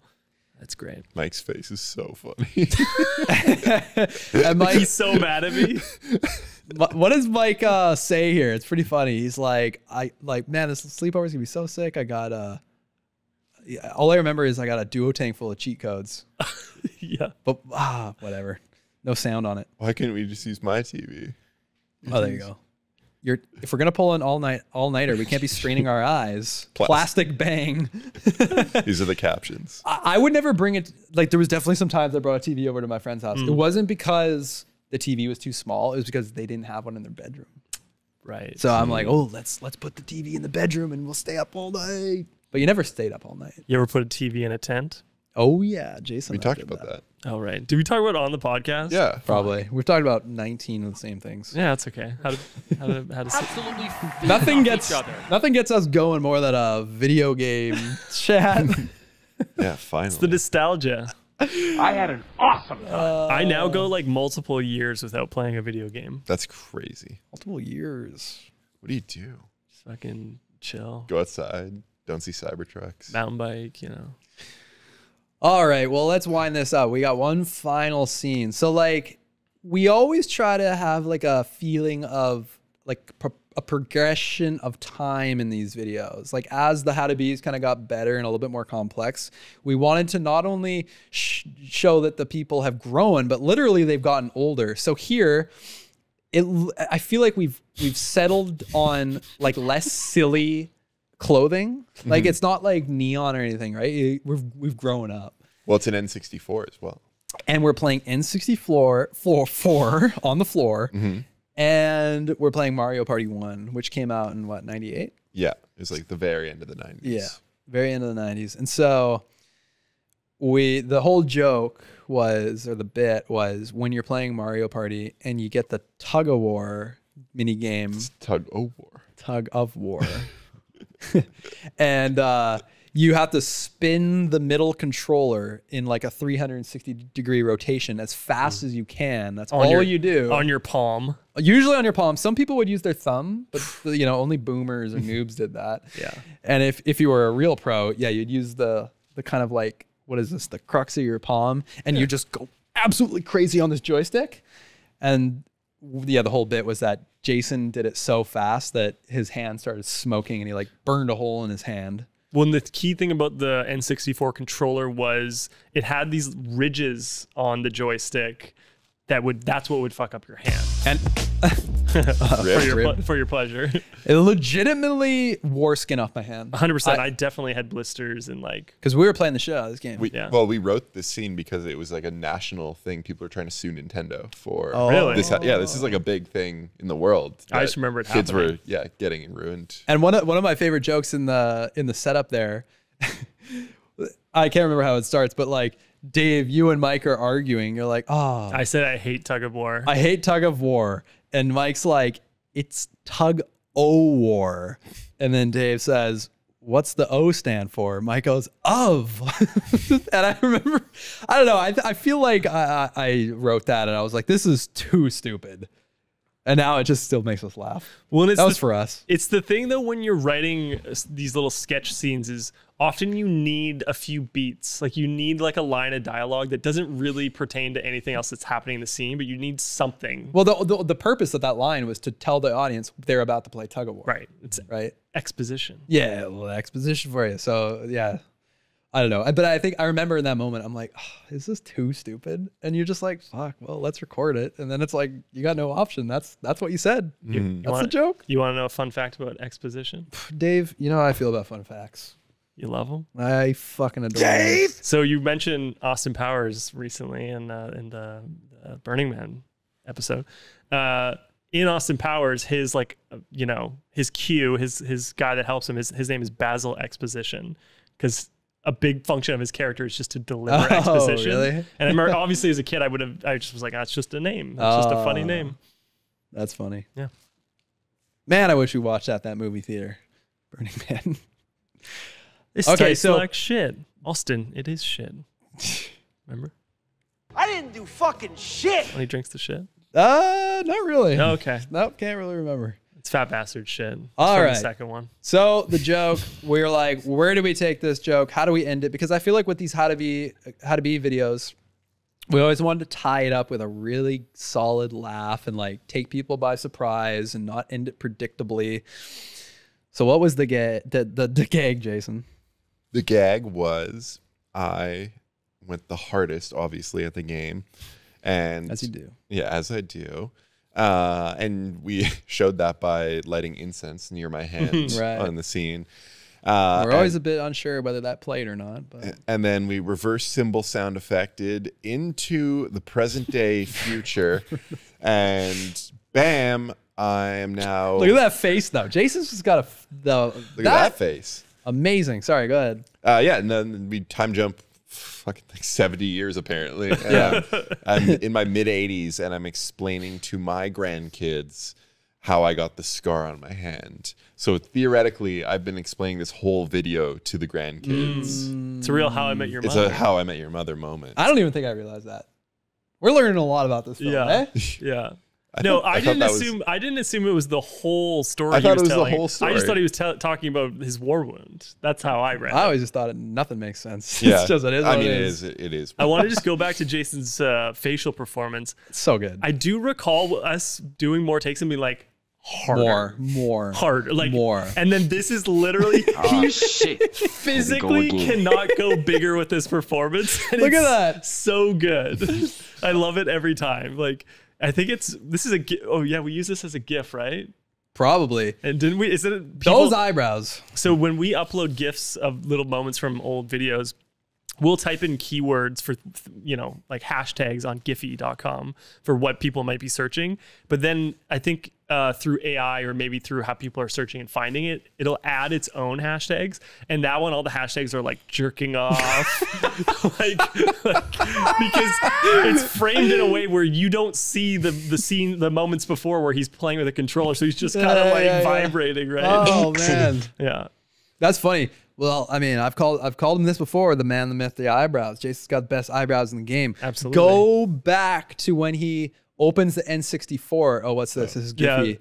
Oh my God. FAP. 7.5 million views on Jason's FAP GIF. So think many people are like using this in conversation. jerk off. Dude. Yeah, jerk off is one of them. So good. Speaking of, oh, by the way, when we went to Burning Man, the camp, we went back and visited the camp. They were like, yo, one of them, they were like, oh, I've been using the GIFs from your video. Literally, it's like, That's so I see our funny. camp in Giphy.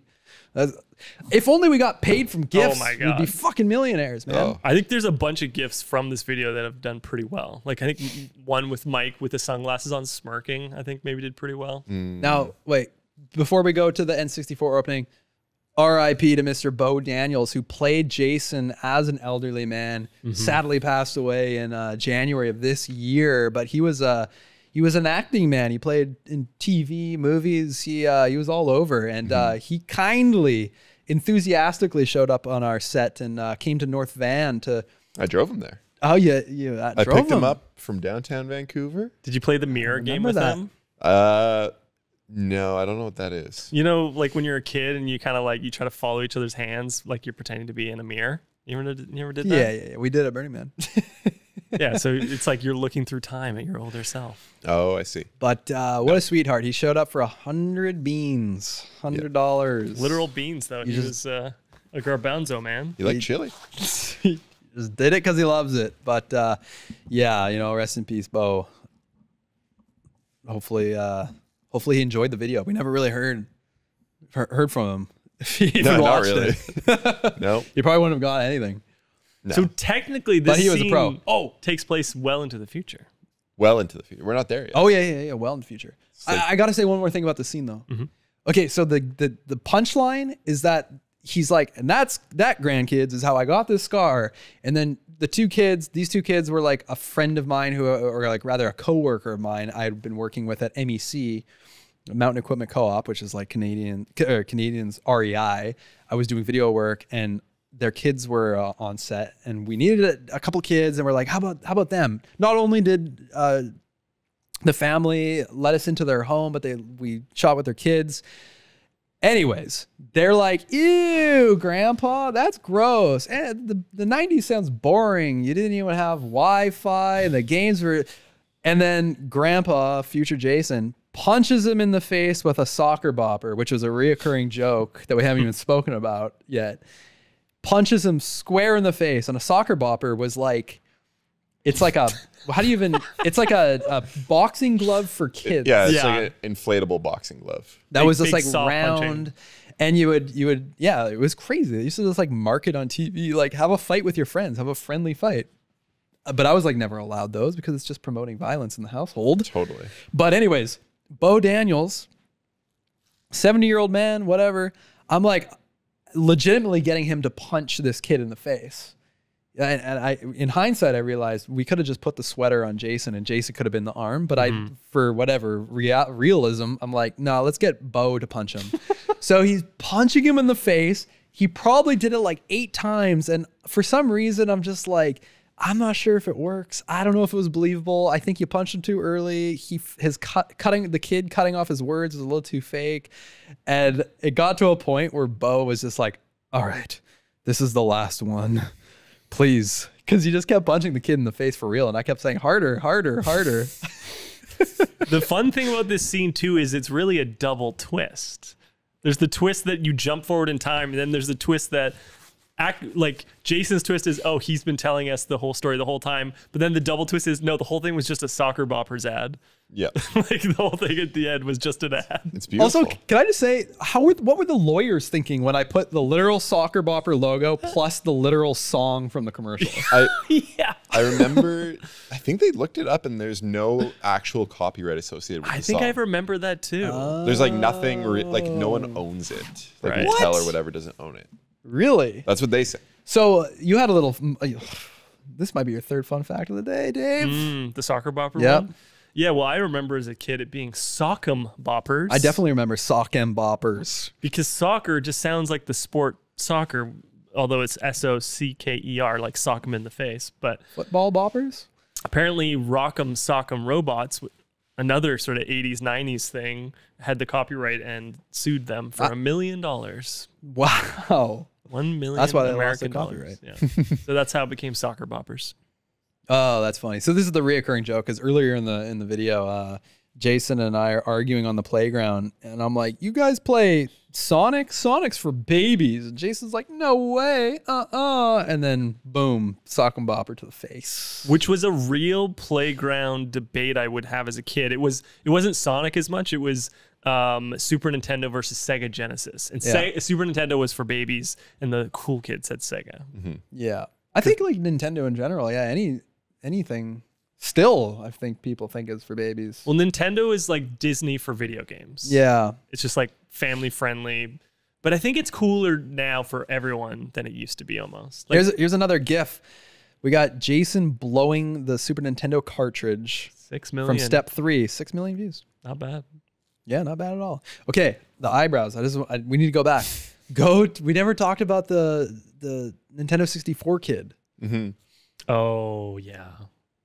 Step 1? It's step Oh, yeah. Two. Step 1, 2. Step 2. Step 2. Is it? Yeah. It was just get a system, wasn't it? I think it was think oh, it's no, step one, one. man. It is 1. It is 1. We And it's started off with a bang. It gets right into it. It's a compilation of... No fat on this thing. No, man. Except all that fat. Yeah, so in the first step, I'm opening a Sega Genesis. And pause it for a sec. Pause. We're at a birthday party in the backyard. We all have, we're all just swallowing cake, inhaling birthday cake as fast as we can. We all have little birthday hats on. Very relatable. And your friend opens like a video game system. Oh my God. So we wanted to like capture what's that feeling like of when you open a new system. And then, of course, I mean, you know it, you love it. The Nintendo 64 kid. Oh my God, Nintendo 64 kid. Maybe you got to pull that up. This is like one of the original viral videos. This is old for a lot of people now. But what is it? It's just like It's an actual home video of a kid opening a Nintendo 64 and 7 years losing his old, mind maybe? On Christmas morning. And then him and his little sister just start fisting into the air. What? well, I don't remember that part. Play it. Give me audio. Give me some audio there. You go back it up. There you go.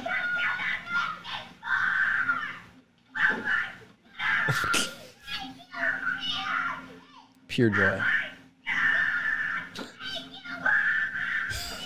I love. Yeah, the replay is so good. I love the slapping of the box. They don't know what to do with their excitement. They just start slapping the box. Slap in the box. Like, imagine receiving any item and getting this excited. Is that even possible? My God, it is. But I'll never receive that item probably. Butt plug? I can receive a few of those. I don't even know. Probably not, man. I don't know what the fuck. This is just pure childhood joy right there. Yeah, you can't rep. So, anyways, you look this up. It's literally just called Nintendo 64 on YouTube. We wanted to completely redo this scene, which is, I love that we just go to the effort of, this much effort for like what, a 4-second shot. Yeah. And the whole thing probably took us, man. That is why we bought the Nintendo 64 box for like $150. Yeah. For literally 4 seconds for a little joke, right? Well, we shot the whole thing, the whole sequence. We have that footage somewhere. No, I released it as its own social cut at one point. Yeah, we filmed it like front to back. Like yes. Yeah. Yes. So yeah, out there. Jason was the Nintendo 64 kid.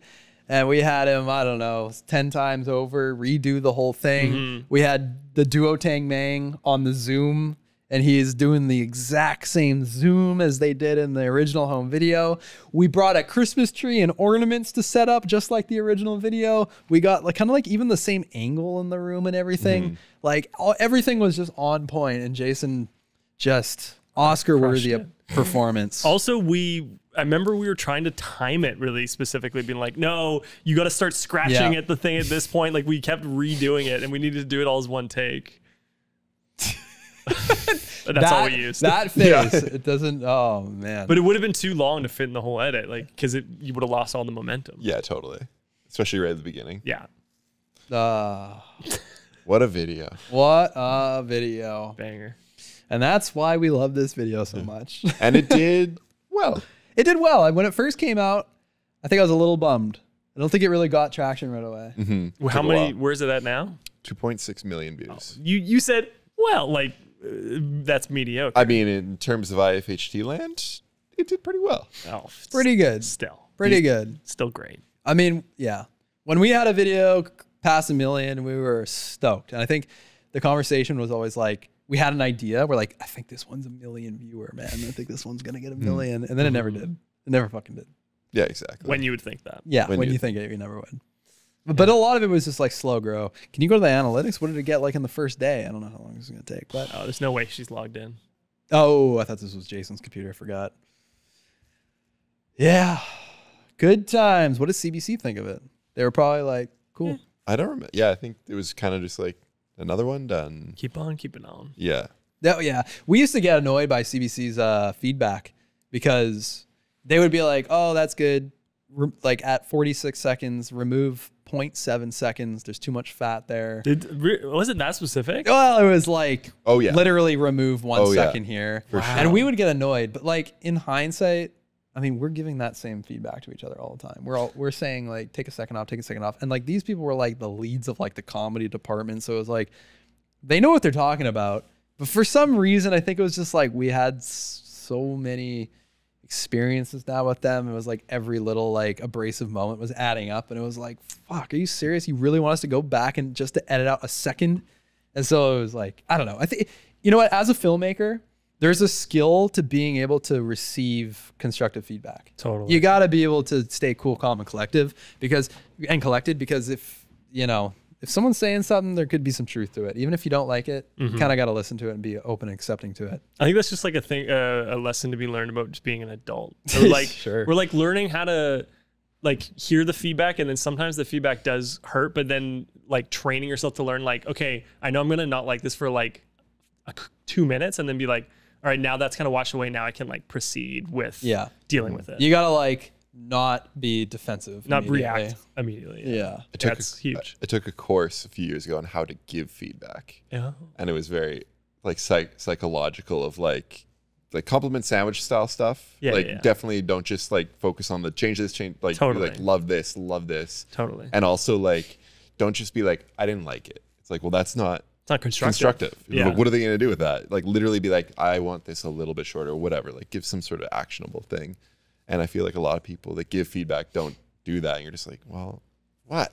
They just bulldoze. Yeah, you do need to get that sort of positive affirmation and know you're at least not completely out to lunch. I have some analytics.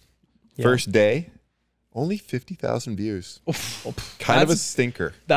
Are you kidding or what? I don't know, isn't it? I thought sometimes we had like 100,000 views in 24 hours. That's still good, pretty- man. pretty I would want 50,000 views in a day now.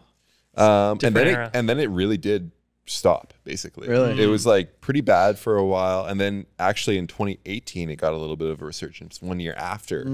Picked up a lot, and then it died again. And then in 2020, got a lot of views. When did it hit 1 million? Can you even check that? I don't know how Oh. to do that. I'm going to be like really cognizant of Jason's feedback because I Me feel like too. Jason's feedback is just like, nice. I feel like I'm But being that's- psychologized. But that's my feedback too. A lot. Nice. Maybe I'd get a fire emoji if I would really like it or something. yeah. That was the course Jason went to, and it was just how to use Which fire emojis? emojis. Now you Oh, want to yeah. use the dusty stick at this when you're not quite sure about something. Oh man. Do people know about the dusty I stick? wonder how many people understand that. Except for some nerds. Is out it there only who are Slack? moving in their chair right now? Yeah. It's a Slack emoji that Is it native? it's to not even, you won't even find it if you open up the emojis. You just, I think, or maybe it's at the very bottom. I don't know. Dusty stick. So can you explain what it is and what it means? Well, it's a stick that looks like a duster Mm-hmm. and has been used as a duster and therefore is dusty, Mm-hmm. resulting in a dusty stick. And the meaning, no one knows. No fucking idea. But I feel like whenever a dusty stick shows up in our Slack, we're like, oh shit, here comes the dusty stick. it like means it's just like an agent of chaos. It's like bad, Dave, bad, or something like that. I don't know. Or sometimes I feel like it's just like fills an awkward silence, not a silence in Slack. Totally. Literally talking about like a messaging system yeah. where everything is silent. All right, should we wrap it up? Yeah, I don't know. Anything? One other little tidbit. In the opening scene, it says it's spelled correctly how to be a comma. Apostrophe. Sorry, How to be an apostrophe 90S gamer. And then the actual title of the YouTube is wrong. It says how to be a 90 apostrophe S gamer. But you do see it spelled that way a lot, but I think it's incorrect. It's just funny that we went with two different ways. We obviously had the thoughtfulness to make it correct in the video, bake it into the video, and then the easiest thing to do and type the title in. We were covering all our bases. If only we got could both change spelling. it somehow, I don't some know. way. If only we were logged in. I wouldn't want to fuck with the Yeah, SEO. no. I would As not it change is, it. as it lies. No, not the SEO, the algorithm, my dude. Yeah, it's the same thing, right? I think so. I don't know. Right. Oh, good stuff, fellas. And then at the end, we had a little bit of B-roll. We had Brooke. Brooke is, oh, man, we didn't even talk about that. Oh, fuck. Jeez. Talk about the credits. Brooke, you missed that see-through phone? There was a see-through phone that we found at Value Village when we were doing our prop shopping. We're like, oh my God, this is the perfect 90s prop ever. You know the one, right? It's like a phone where it's like kind of like light blue. It's got little purple accents on it and you can see right through it. It's clear plastic and you see all the inner There it workings is. of the phone. That was a real 90s thing. There was That N64. was legitness. There were It was N64 legitness. controllers that looked like that. There was IMAX that looked like that. Oh yeah. Anything Game Shark. anything see-through was the You can see the inner workings. I realize there's not much going on. And then we sold it, and Brooke's like, why did we sell it? That was a collector's item. Anyways, and then our favorite thing, I think, in the whole wide world, maybe anything we've ever done, is the like, where are they now? Classic sitcom moments at the end of the video. So go to the first one. Let's just read them out for people. So we have a freeze frame of Mike, and it says Mike dropped out of college and moved to LA with his girlfriend Tiffany Thiessen. Oh, sorry, Thiessen. Who was Kelly Kapowski on Saved by the Bell. Yes.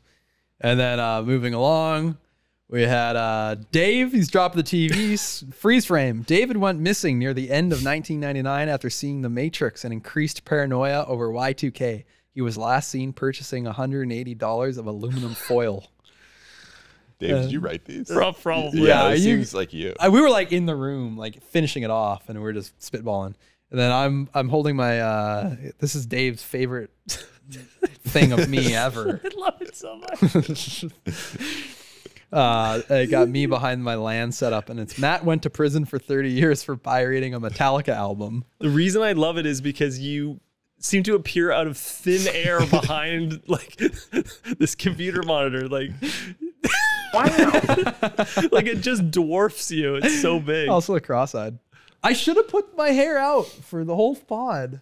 This spot? Oh, yeah, I okay. should have put it out. I love the hair. We'll put it out on the thumbnail. Yeah, we'll And then fix lastly, Jason holding the N64. Oh wait, not lastly, second last. Jason became a millionaire reselling Beanie Babies. Everybody thought they were going to make a killing reselling Beanie Babies, collector items. They made a movie about it. And then Kaz was cryogenically frozen by accident. Now that actually did happen though, which When he is went crazy. to the Bug Guys, right? Yeah. They haven't figured out the thawing process. Yeah, can't get a hold of that guy. No.